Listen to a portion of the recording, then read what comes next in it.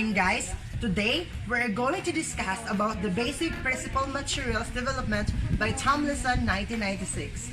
The first one is materials should achieve impact. Number 2, materials should help learners to feel at ease. Number 3, materials should maximize learning potential by encouraging intellectual, aesthetic, and emotional involvement, which stimulate left and right brain activities. Or, materials should require and facilitate learning self-investment. Number 5, materials should permit a silent period at the beginning of institution. And lastly, the number 6, materials should provide opportunities for outcome feedback.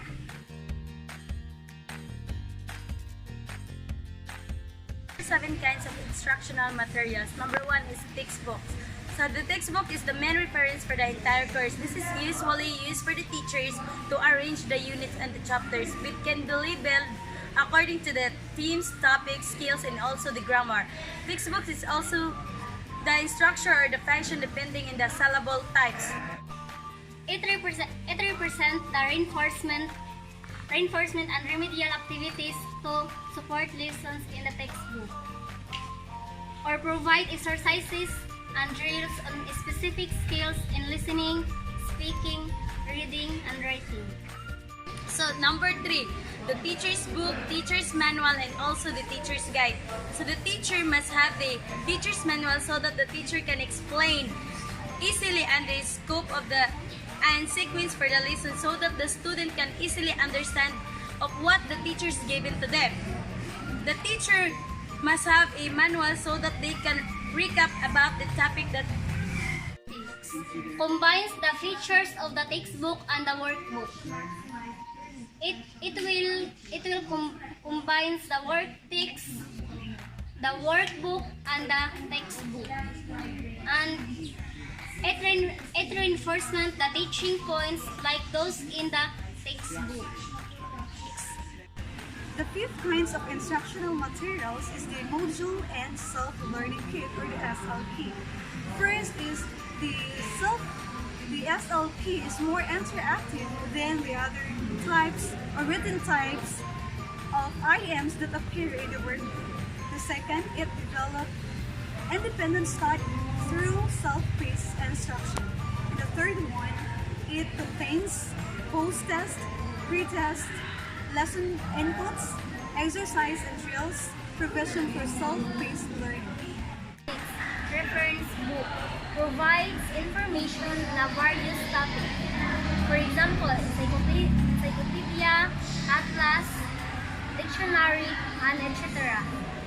The last but not the least kinds of the instructional materials is the multimedia instructional materials, which it's either be the audio or visual materials accessible through various media like television, radio, and computer. Like for example, the film. The film showing is considered as the multimedia instructional materials as long as you understand and perceive the certain topic. Is the Framework of Materials and Methods by McDonagh and Shaw 2000. That framework reveals that materials and methods cannot be seen in isolation but are embedded within a broadened professional context. Now, let me show you the graph about the Framework of Materials and Methods of McDonagh and Shaw 2000. First is context, and next is learners, educational setting, implementation of goals, syllables of construction, materials, classroom methods. First to consider in writing instructional materials. First, understanding. Understanding requires matching the materials to the learner's abilities and prior knowledge. Second, structuring and clarifying. Involves organizing the materials so that it's clear to the student. Third, sequencing. Sequencing refers to the arrangement of the materials to provide for continuous and cumulative learning where complex concepts are taken only after prerequisite skills and concepts have been transferred. From simple to complex, whole to parts, and parts to whole, or chronological arrangement. Then the third is balancing. Fourth, sorry. Materials required establishing vertical and horizontal balance or relationships. Then explaining refers to the way headings, terms, illustrations, and summary exercises are integrated with the content. Pacing. Pacing refers to how much and how quickly the lessons in the textbooks are presented. So the volume or length of the materials should not overwhelm students. Because as students get older, the number of materials can increase and the presentation can be longer and more complex, and the breadth and depth can be expanded.